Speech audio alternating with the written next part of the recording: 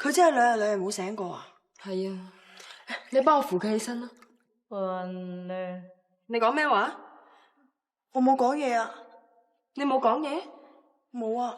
算啦，可能我聽錯。吓？春姐識講嘢？係啊，佢不停咁叫住我。好似係力啊。係啊。哦，冇理由噶，一個人啞咗咁耐，突然間會講嘢嘅。咪係咯，所以我哋都覺得奇，咪叫你哋嚟商量下究竟發生咩事咯。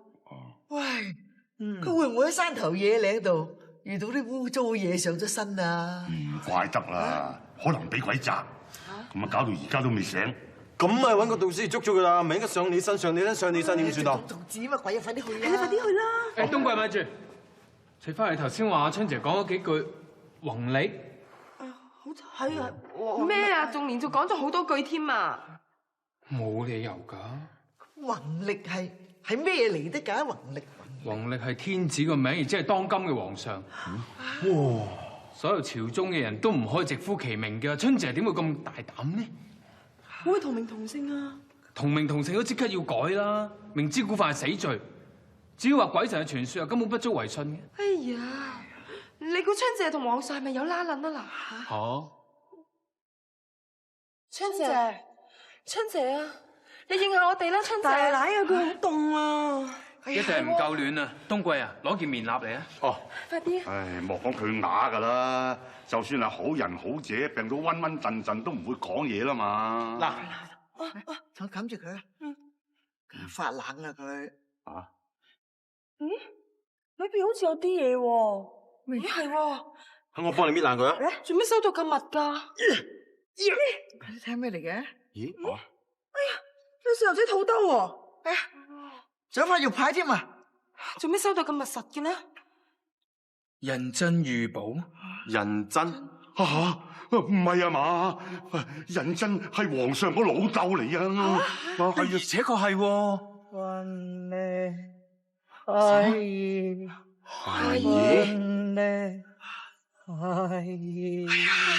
哎呀，佢梗係皇上個娘親啊！咦，咁咪好啦，我哋抬佢翻去，唔單止可以救到大哥喎，仲我哋全家都富貴添啦！唔得，大家冷靜啲。如果佢真係皇上嘅娘親，但係點解佢會流落民間裝聾扮啞咧？其中一定有極大秘密噶嘛。咁啊係喎。嗱，如果我哋揭穿呢個秘密，或者會救到東官，但係我哋亦都可能人頭落地，株連九族噶。咁牙煙，我唔理得咁多噶啦，今次點都要搏一鋪，俾我。大夫人，孫妙娘已經向我哋娘娘通傳過，不過內宮之地係嚴禁平民進入。既然你有事求見，娘娘就破格准你入內啦。雍正爺，仲有呢一個肚兜，呢啲嘢全部都係我屋企一個啞婦叫春姐佢擁有噶。幾日前佢遇到意外，一直都昏迷不醒嘅，但係佢一醒翻，突然間開口講嘢喎，佢仲嗌皇帝個名宏力添啊！我哋都覺得好奇怪，後嚟喺佢件衫裏面就揾到呢個肚兜仔啦。佢仲嗌皇上做孩兒，所以我哋懷疑佢係大膽！當今太后仲喺宮中，小姑娘，我知道你救夫心切啦，但係你喺度胡言亂語，你知唔知道我可以隨時上報太后賜你死罪噶？娘娘，雖然我係救夫心切，但係都不至於咁斗膽講出啲咁胡鬧嘅說話嚟欺騙娘娘。娘娘，事關重大，希望你可以認真引證一下。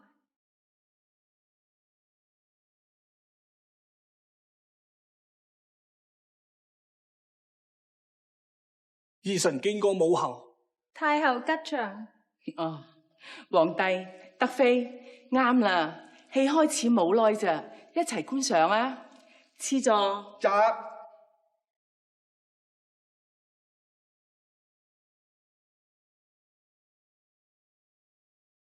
呢一班戲子真係幾耍家嘅，本宮真係賞心悅目。母后，其實朕今次嚟係有要事求問。哦，到底咩事啊？小初子，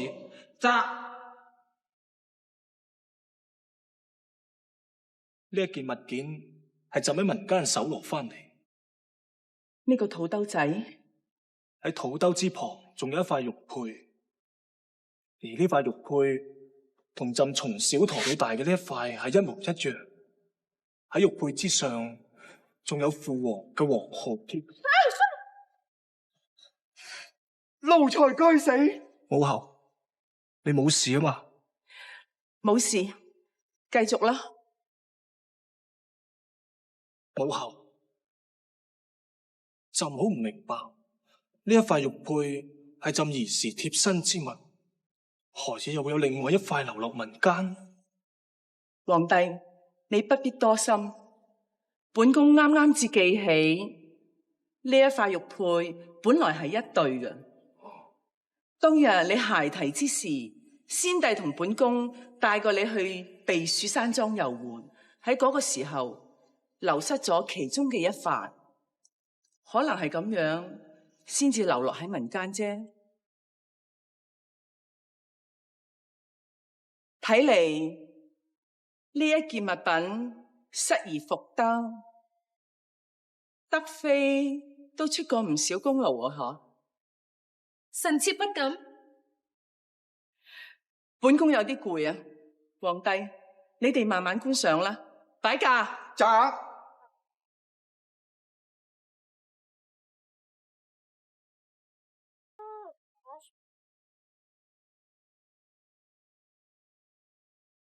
由今日開始，佢就係大清嘅大阿哥，本宮嘅親生兒。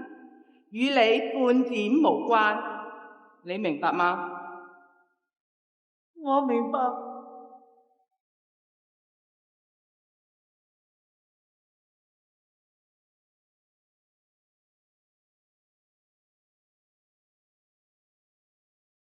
太后，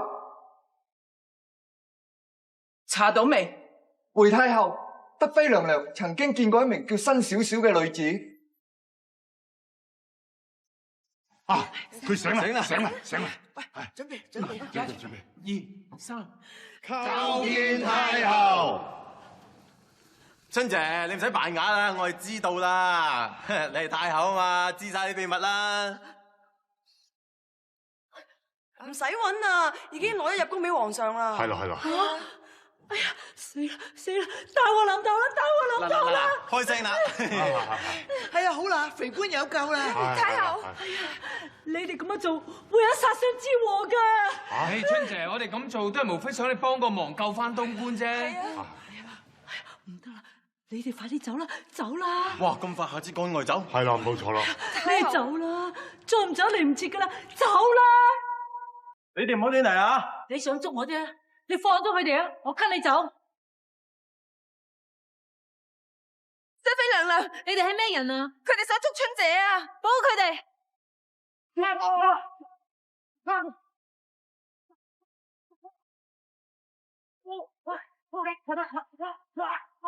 有冇事啊？你係咪就係春姐啊？係啊，德妃娘娘，佢就係春姐啦。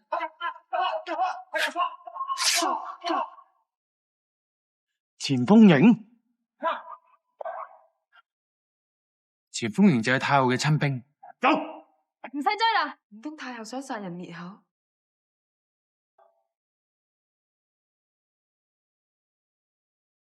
參見皇上。皇上，平身。謝皇上。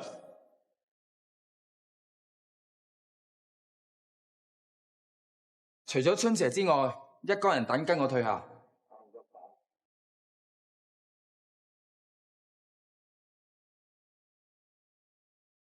就係朕嘅親娘。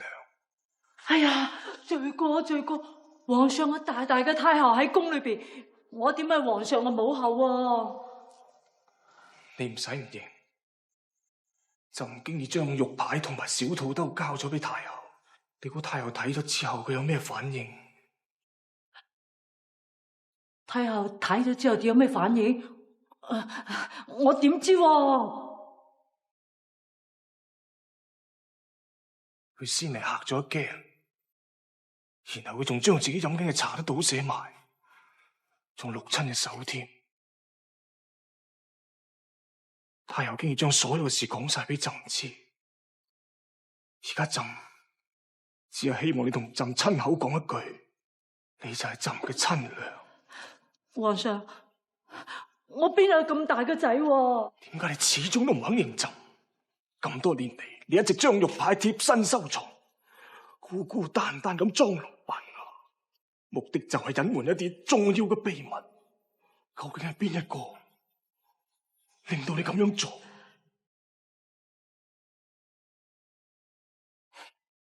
莫非有人從中作梗？皇上，太后嚟咗。太后駕到。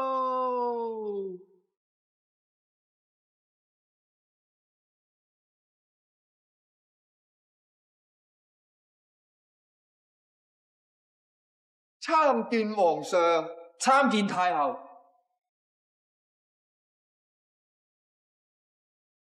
臣兒參見皇阿媽。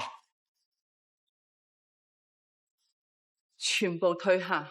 喳。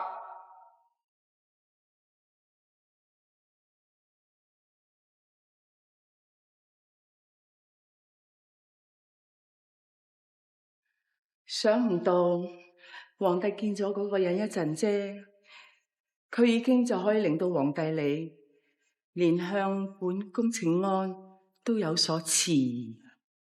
係咪皇帝覺得本宮已經唔配當你嘅娘親啊？皇阿媽一直喺朕嘅心目中都係朕最尊重嘅親娘，但係朕有啲嘢唔明，想問清楚啫。正所謂水清則無魚，有啲事情唔知道未嘗不好。皇阿媽，你嘅性格一向都係說一不二，從不含糊。但係點解今次喺呢件事入面，皇阿媽始終都係不清不楚？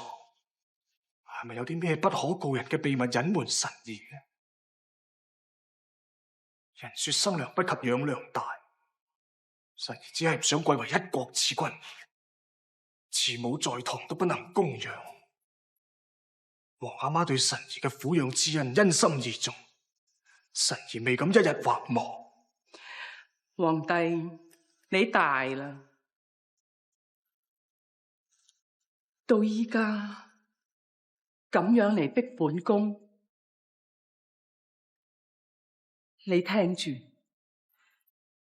我有生之年從來冇做過半點對唔住皇帝你，或者係對唔住我哋大清江山嘅事。皇阿媽，若果你係問心無愧嘅，咁請皇阿媽你話俾臣兒知，春姐到底同朕係有咩關係？點解你要出動到前鋒營嘅人將佢捉拿？請皇阿媽你俾一個答案臣兒。好，你要答案啊嘛？我講俾你聽，嗰個漢女就係木蘭修獵場做粗活嘅燒火丫鬟。終於肯將個事實講出嚟。咪行！皇帝請冷靜。外頭嗰個係朕嘅親娘，朕一定會入去同佢母子相認。為咗一個咁樣嘅漢女，影響我哋大清嘅江山，甘心背上不仁不孝之罪，咁又值得咩？我親母在世，不公不揚，朕一樣背上不仁不義、不忠不孝嘅罪名。枉你身為大清嘅皇帝，連咁簡單嘅道理你都唔明？我哋大清以少數滿人入主中原，立國以嚟一直都有漢人不滿我哋大清嘅統治，隨即希望得一藉口，時機而發。而家你要應回親王，即係公告天下，你係漢人女子所生。我怕你盡得孝道，就皇位不保障。皇阿媽，你口口聲聲係話為咗兒臣嘅皇位，為咗大清嘅江山，朕覺得你係怕朕嘅皇位不保之下，皇阿媽，你係唔可以再做皇太后咋啩？皇帝，你只係話本宮有私心，所以千方百計阻止你哋母子相認。係，娘親，你點可以咁頂撞太后？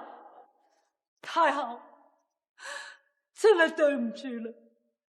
我曾經應承過太后，今生今世都唔將呢件事講出嚟。但係如果我今日唔講呢，皇上一定唔肯罷休。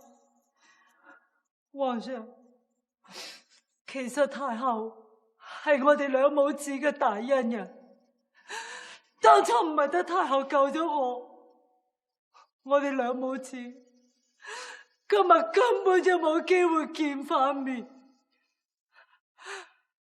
呢件事係咁嘅。我仲記得嗰日落住好大嘅雨，我係狩獵場嘅燒火丫鬟。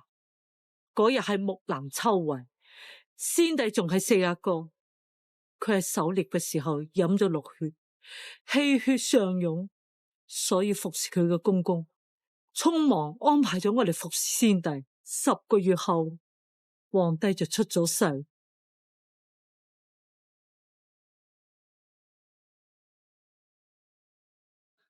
之後，雍親王想殺咗我滅口，好在太后救咗我。太后認為我生咗龍胎，如果殺咗我嘅，就有壞天道。由嗰日開始，我就應承咗太后，以後半句說話都唔講。喺太后嘅悉心教導之下，皇上先至可以坐到今日嘅龍庭皇位。仲有，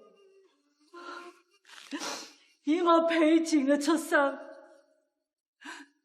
如果啲人知道我係皇上嘅母后，皇上一定唔可以坐到呢個皇位。呢個就係真相。皇阿媽，請恕臣兒剛才嘅無知。本宮點敢怪罪皇帝啊？咁就好啦，而家真相大白，朕嘅親娘為咗守呢個秘密，受咗咁多年嘅痛苦同埋委屈，由即日起，朕要接娘親你回宮，唔俾你再受一日痛苦。唔得，皇帝唔可以咁做。點解唔可以？皇帝要接佢回宮，係要佢繼續偷偷摸摸做個下人啊，定係要宣告天下佢就係皇帝嘅生母啊？但係喺呢個時候，朕仲要自己嘅親娘偷偷摸摸咁過日，朕仲係人嚟嘅。皇帝，請你注意自己嘅言行。呢個秘密若為世人所知，則洩漏埋當年嘅一件荒唐事，先帝嘅顏面又置於何地啊？況且親王國握8旗嘅兵權，幸好與皇帝君臣和合。若然知道皇帝有漢人嘅血統，難保唔會有疑心。紛爭一起，你又如何平息啊？皇上，唔可以俾佢哋知㗎。民間仲有唔少反清嘅漢人，若見清室起風雲，乘機糾眾謀反，滿漢再起干戈，戰亂一成，則生靈塗炭，血流成河之局，又如何收拾啊？朕唔理，無論如何，朕都要接自己嘅親娘回宮。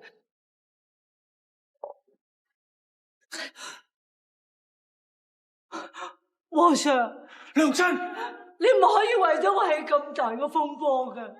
皇上，我哋今日見翻面，個天已經對我哋好好噶啦，亦都了咗我咁多年嘅心事。由依家開始，我決定削髮為尼，一生為你哋祈福。唔可以，你唔可以咁做啊，娘親，唔可以啊！皇上，我已經決定咗，你無謂再講啦。我希望你應承我，以後做一個好皇帝，好好地侍奉太后。娘親，